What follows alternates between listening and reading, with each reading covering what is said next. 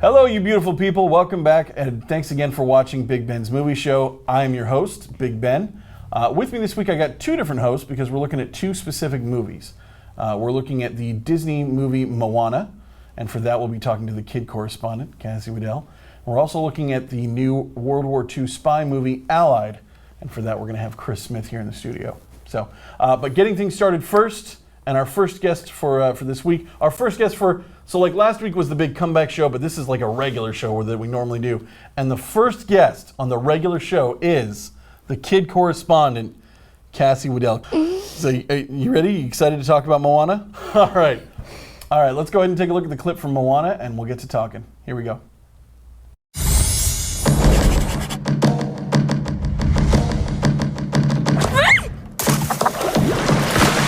Did not see that coming. They're kind of cute.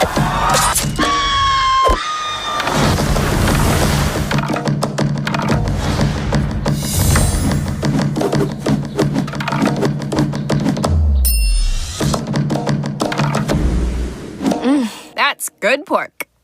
Oh. I wasn't... Disney's Moana, rated PG. Okay, so that was the clip for Moana. Now, Cassie, you got to see this movie twice. Okay, once with me and your mom, and then also with your grandma. And that's special because this movie is kind of a special grandma movie. The relationship of Moana to her grandma in the movie is actually a really kind of like special bond that takes you through the whole story. So was it really cool getting to see this with your grandma? Did you guys have like a nice bonding time? Yes. Yeah, you good? Yes. Okay. Now, Cassie, so Moana is a movie about a young girl growing up in the Polynesian Islands, and she has to go on a quest to save her village from the dark evil that is coming and is killing all the fish and all the crops and all that. And along the way, she gets to meet Maui, who is voiced by Dwayne Johnson, otherwise known as The Rock. Oh. And Maui has a magical fish hook, and he helps her on her travels. So, Cass, what did you think? Did you like the movie? Yeah, I actually did. Okay. What was your favorite part, do you think? I think it was the stingray in the grandma because she never got to see her grandma because she turned into a stingray, yeah. Yes. So, yeah, that was an interesting aspect of the movie. When an elder member of the tribe dies, they get to be reborn as an animal in their world. So it was really cool getting to see that. Plus, stingrays are just always cool. What did you think of Maui? Was Maui fun? Actually, he was. Yeah? Yeah. What does Maui do? Tell me about Maui. He actually robbed the land and he took away the sun. Okay. I don't know why he did that. I don't know why he did that either. That seemed weird, right? Why would you steal the sun? What would you do with it? Would you put it in your backyard? Would you just leave it on the ground and say, "This is our sun"? We don't really get used to it. Okay. So in the movie, he turns into a whole bunch of animals and stuff. Which was your favorite animal? Which did you like? I like the half shark and half human. The half human, half shark. When he's got a shark head. Just like at the end, he's like, "Shark head." Was that fun? Yeah. That's like. So Dwayne Johnson does a pretty good job in the movie. One of the cooler things that he does is he actually has a big song that he gets to do. So it's really cool getting to see him do that, do a little song and dance. We don't really see him do a lot of that, but when he does it, he's quite good at it. So overall, I thought the movie was pretty good. It's kind of an older story. It's a story you've probably heard before of, the young kid, boy or girl, goes off on a quest where they meet a helper thing, a mythical person, and then that person, helps them out on the quest, and then at one point steps away and then comes back. It actually reminded me of the original Star Wars, where Luke Skywalker meets Han Solo. They go on the quest together. At one point, Solo leaves, and then of course, with the Death Star, Solo comes back and saves everybody. So, but overall, good movie, really great animation, and a really cool ending, a really cool message. I'm going to go ahead and not spoil it.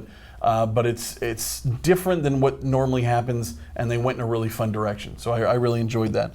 Would you recommend other kids to go see Moana? Yeah. Yeah? Should they bring anything, like their guide dogs or anything like that? No. No? A doll. A doll. Dolls are good. Dolls of Moana. Dolls of Moana. There you go. Yeah, I also agree. I thought this was a great movie. I'm probably, like, in terms of Disney movies, I'm going to give it about a 6. I wasn't enthralled. I didn't love it. I actually would give it an 8. An 8. That's actually, I think, your lowest score you've ever given anything. Oh, You hand out high numbers. So, I'm just sorry, okay? all right. Anything else you want to say to all the kids that might be watching? If you talk in the movie, then you'll get out. You'll get kicked out. That's a good thought. So, all right. Well, thanks so much for that. After this, we're going to go ahead and talk to Chris Smith about Allied. We'll be right back.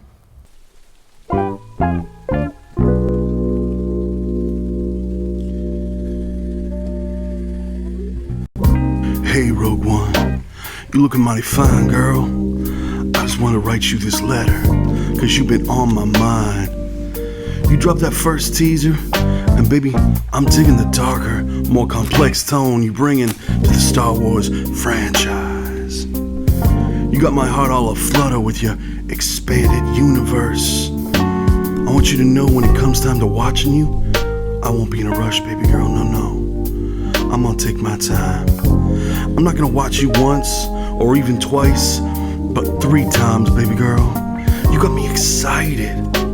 Excited for your Imperial Walkers, excited for your young Mon Mothma, and excited for your freaky Forrest Whitaker.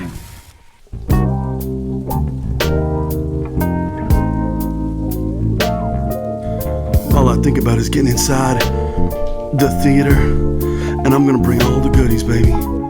Popcorn, soda, frozen junior mints.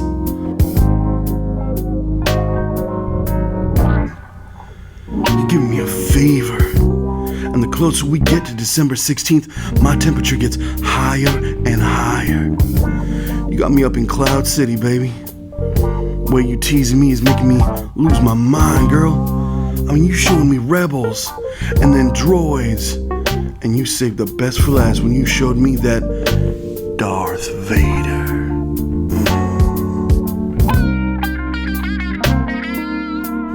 It's almost time. I can't wait. I'll see you soon. Signed, Be Love.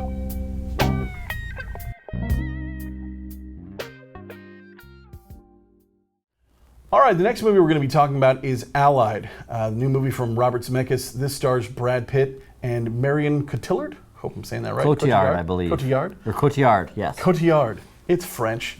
Let's go ahead and take a look at the clip. Said you were beautiful and good.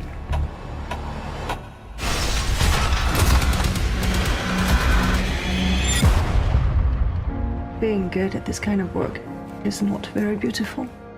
They're watching us. Now kiss me. After the war, you have a place? When the war is over, it won't matter where I am. We found each other. Come with me to London. Be my wife. I love you with all my heart. Commander, our agents have decoded enemy traffic. It's about your wife. There's no easy way to say what we're about to say. Hey, what happened to my kiss?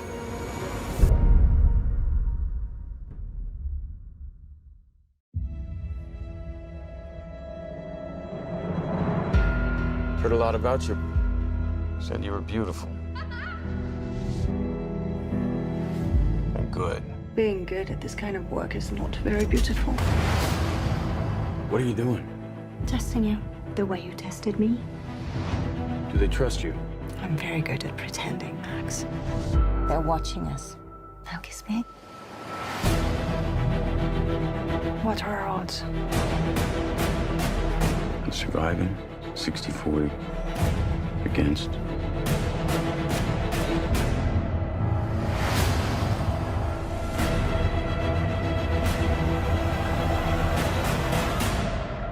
I told you they'd come for you eventually, didn't I, Max? Is this a game? A test.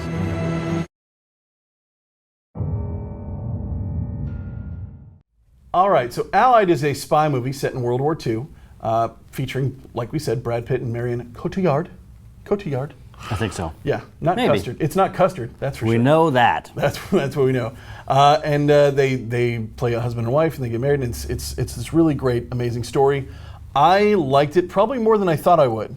It looked interesting, it looked fun, but then actually watching it, I was really drawn into the story, really drawn into the acting, even though Brad Pitt's face looks fat. What did you think? I thought, here's the thing, is Robert Zemeckis made the Back to the Future trilogy back in the 80s. Yes. There's a certain class of filmmaker that once you hit a certain benchmark, even if you're never hitting that benchmark again, I have to watch everything you do. Because there's always the chance for greatness. He did Forrest Gump, he did Who Framed Roger Rabbit, he did a lot of insanely good stuff. Yes, Forrest Gump is insanely good. Oh, hells yeah. Yeah, that's right. Is there a dispute against that? There is. You listen to the Pulp Fiction fanboys, and they're going to tell you all about how Forrest Gump isn't really any good. Just because a movie feels good doesn't mean it's different movies. Point is, Allied is all right. I saw it. It's great. It was kind of a very, very conventional World War II movie. It's funny because I think we talked about Hacksaw Ridge a while ago. Hacksaw Ridge is a straight up 1940s movie made with modern sensibilities and a modern R rating. This is a straight up 1940s movie, and that's it. There's nothing new, groundbreaking, revolutionary about it, which is fine, but there's also nothing spectacular, super vivid, super memorable. It's just, a passable, satisfying, and if anything, not spectacular. It's a throwback to the older World War II movies we saw where they show the minutia of the pilots that have to make runs back and forth and things like that, which in the newer movies they're like, I don't want to know about pilots making runs. I want to see people blowing up and down. And they're like, no. There was a day-to-day rhythm to this war. Right. Because these people lived in it for years. Yeah. And this movie shows a little bit of that, of what life looked like for the people who were living through this war. As they were in Casablanca, London, all the different places the movie takes place. And I enjoyed that. I think that stuff's really interesting and good. One of my drawbacks, and I've talked about this in several other areas, is Brad Pitt and Marion Cotillard, they get together at the beginning. The first half of the movie takes place in Casablanca. It's very interesting and mysterious and kind of all the cool things, spy-y and all the cool things you'd want. And then the second half takes place in England, and the suspicion, and we're not spoiling anything for anybody that didn't just watch the trailer a moment ago. Yeah. The question becomes, is she a spy or isn't she a spy? Exactly. And she's this very interesting character in the first half, and she kind of fades away in the second half, and it just kind of... But for the purpose of making us worry, because... That's true, but the more I think about it, and actually I think I made that point on my podcast, is you can't watch the story from her point of view, because that would answer the question of, is she a spy or is she not a spy? Yeah. But at the same time, she's also... She doesn't really seem to be suspicious of him, and he's starting to act really weird. She's a little suspicious, but not too much. She mentions a couple little things, a couple little things, but it's kind of like, one way or another. And But again, I think to further build the tension. Yeah. Like if it looked like she was on to him. I think that would have been interesting. I think it would have been really interesting because you would have the husband and wife dynamic mirrored off the spy versus spy, should we kill each other dynamic. If she's on to him, though, hell of a lot of fun. Also answers the question. It could, but there could be, Well, no, because it does. Because if she's on to him and she's not a spy, she goes, time out, do you think I'm a spy? Because I'm not a spy. No, but here's the thing. What they could have done is they could have figured out some way for her, maybe couches it as she thinks she's having an affair. So she's being jealous. She's doing all these wifey things that at the same time going mirror. Through his phone. Yeah, that's right. Mirror everything. And I think the main drawback is the second half of the movie is not as interesting because her character, I think, is the most interesting character in the movie. Agreed. And she's just not around that much. I really like Brad Pitt in other movies. He was fine here. Okay in this. He's very quiet. He does a lot of face acting, which is hard because the age monster has finally caught up to Brad Pitt. He's it looked hasn't. 35 for 20 years. And now he looks like a fantastic 40. 42. Oh my God. Yeah. But I mean, Oh it's, yes, I'm saying, he's been it's catching ravaged. up. How are we ever going to look at his face Brad is almost Pitt as again? chubby as mine, and that's saying something. So no, he's definitely. I expected him to go. I've always compared him in my mind to Robert Redford. He feels like my generation's Robert Redford. Especially, you know, when they did a couple movies where they were together and they had a similar energy and a similar, you know. But it looks like mediocre. If he keeps going, this way, he's not going to be this Robert Redford, because Robert Redford still looks fairly good for a man in his 90s or whatever. I don't know. So okay, all right, agreed. Anyway. All right, so that's Allied. Let's go ahead and out of 10, I'm probably going to give it a. 7 seems high. 6.5. 6.5. Yeah. Yeah. 6.5. That's where I'm at. 6.5. Yeah. It's not great, but it's also not bad. Yeah. Not blowing us out of the water. Okay. Next up, time for Suck Not Suck.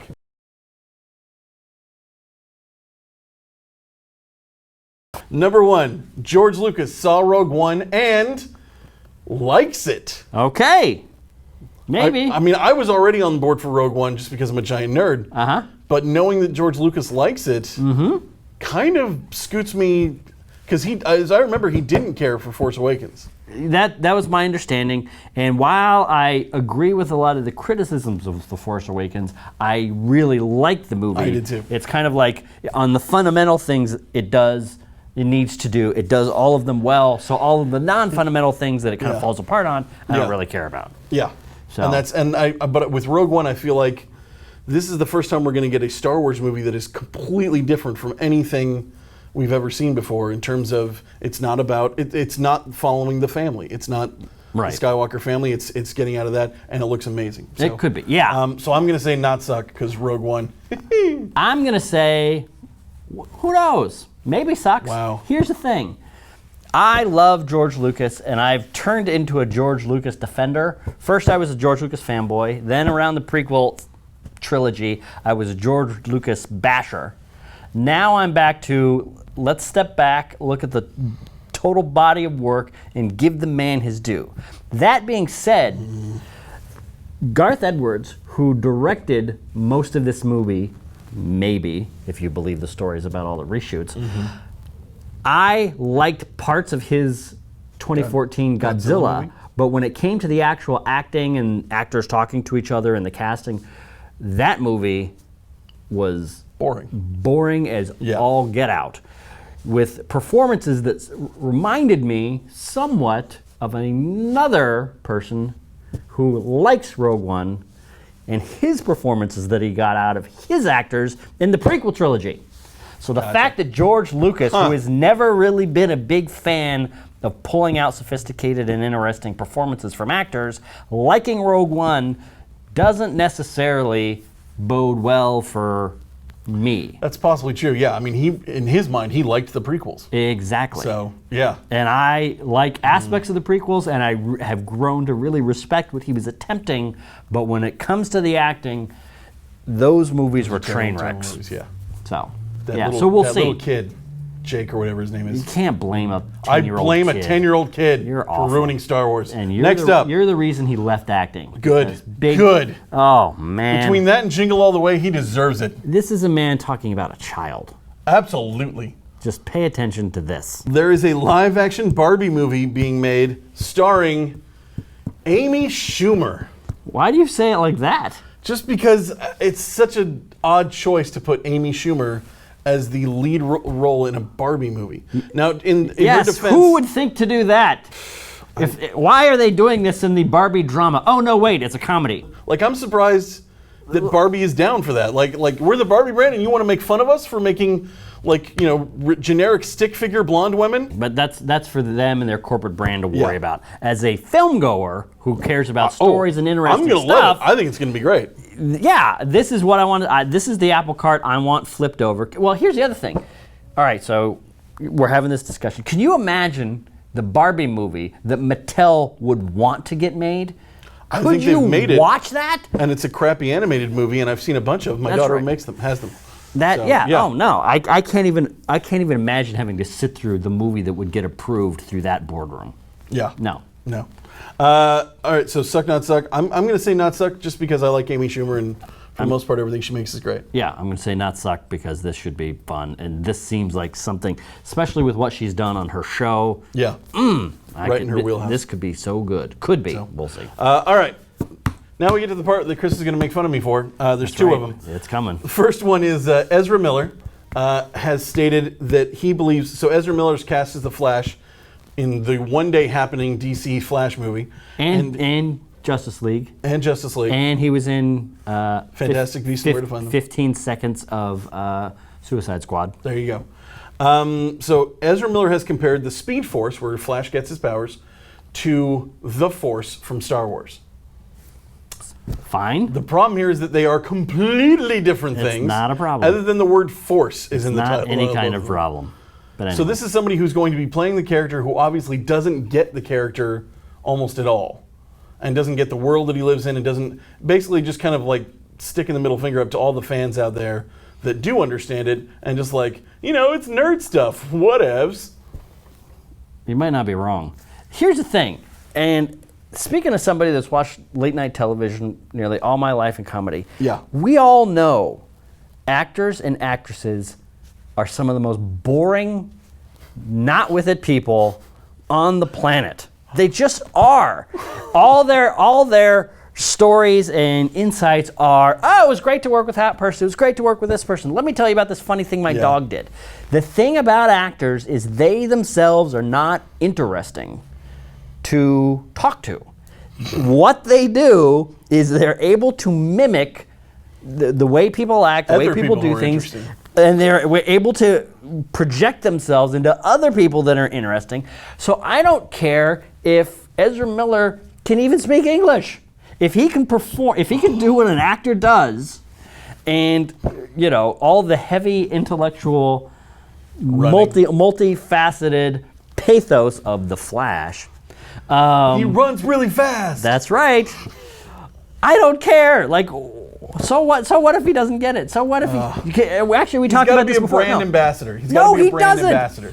Yes, he does, because he's got to sell the movie. No, he doesn't. Let's go back and look at the reams of bad things that Alec Guinness said about the original Star Wars trilogy. He hated those movies. See, but that's he back hated before the being in internet. them. See, nowadays So in the world what? of the internet, I know that he says all these things, and I can go, Alec Guinness is crap, and I cannot go see the movie because I think he might ruin it. Wow. Okay, here's the thing. When's this movie coming out? Who the hell knows? This is the other problem. This movie is a hot mess. Okay, it might be a hot mess, but we're going to be, if they ever find one, they're going to be on their fourth different director. No, here's the thing, is if you are writing this movie off now, at least 2 years before it even comes out, that's not on him. That's not, I'm going to judge a movie not before it comes out, not before the preview comes out, not before the script is written, not before development is even done, not before the director is even hired. I'm going to write this movie off before anything having to do with making the movie has happened. Cool your jets. When the movie's a hot mess like this, it's okay I feel totally fine writing it off. It could be. You would be one of those guys that wrote Titanic off in 1995. Did 3 different directors sign on to Titanic and then get fired or quit? No, but it was the most expensive, out of control production ever. And no. No, to me, there's a level of screwed uppery when you reach the point of like, we've hired 3 different guys, they've all quit. So a couple of guys quit just because they had a better gig and just went and did that. Okay, let me ask you this though. We've already seen Batman vs. Superman underperform and be what it was. We've already seen Suicide Squad come out. Thank you. Underperform and be what it is. Of all the arrays, you still got to hold it to a high standard. Fine, hold it to a high standard, but he is like 20th down on the list of the people responsible for that high standard. There's the screenwriter, the producers, the directors. He is, even the most powerful actors in Hollywood are powerless when it comes to, we all saw what happened. There's a reason that there's a sad Affleck.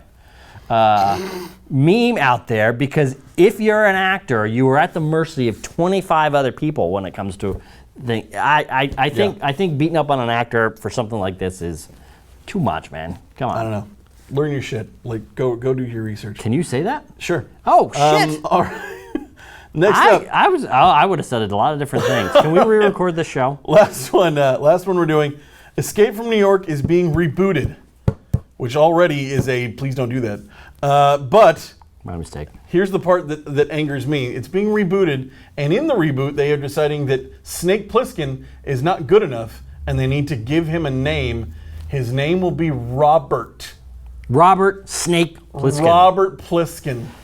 Who is a Save me, Robert. Who is a like an army guy. He's like an army colonel or something. Oh, Bob's an army colonel? Yeah, Bob's an army colonel. Bob? And like every other army, Bob Plissken? Every other tough army guy, military person in the world, they've got their tough nickname. Yeah. Why is this so difficult to get behind? And his nickname's not Bob? No, his nickname's... It's not Bobby the Snake? Really? Bobby Snake Plissken?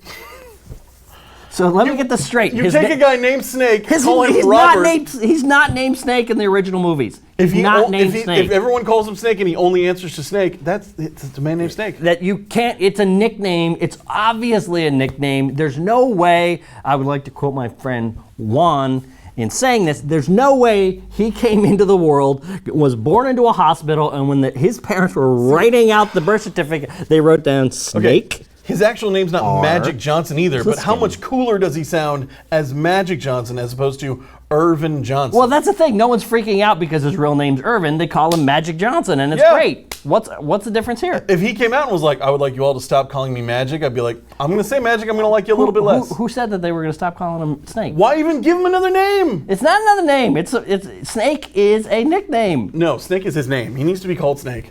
All right.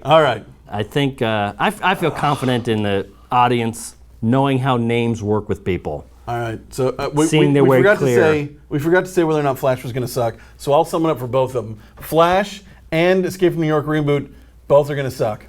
Now, Escape from New York might suck, might not. Flash, yeah, it's going to suck. That's going to suck.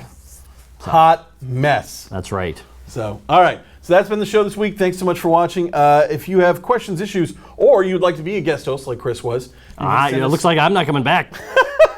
Looks like I will not be invited to return. Chris can always come back. Chris Smith will not return. So email us at bigbms@zoho.com. Or if you like me and want to hear more what I have to say, you might. You can check me out. I have 2 podcasts. They're both on the Geek Wars Podcast Network. Just search Geek Wars. They're great. Podcatcher. Yeah, Chris listens to them sometimes. That's right. Yeah. So you can check those out there. Chris, what do you want to plug? I want to plug my upcoming book, Jet Jurgens. Go to Jet Jurgens on Twitter or jetjurgens.com. Also, my podcast, The Dorking Out Show with Chris and Sonia. And that's a great show. It is. Thank you very much. And Ben is on it sometimes. But now, we'll see. Also, the director Juan is on it sometimes. That's right, and he is fantastic. He is hilarious. He's amazing. He's also fantastic. He's not on the show today, but he's amazing. That's right. So yeah. All right. Next week, my guest host will be Jansen Lefevre. I know I mentioned that at the end of the last show and it didn't happen, but this time I promise we're going to get Jansen Lefevre. He's a real person, honest to God, and that's his actual name. Is Jansen Lefevre. You know how I know that? Because it's not Snake. It's not Snake. Snake Lefevre. So Jansen's going to be here.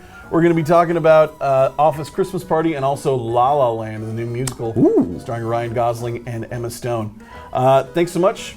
Good night. Bye.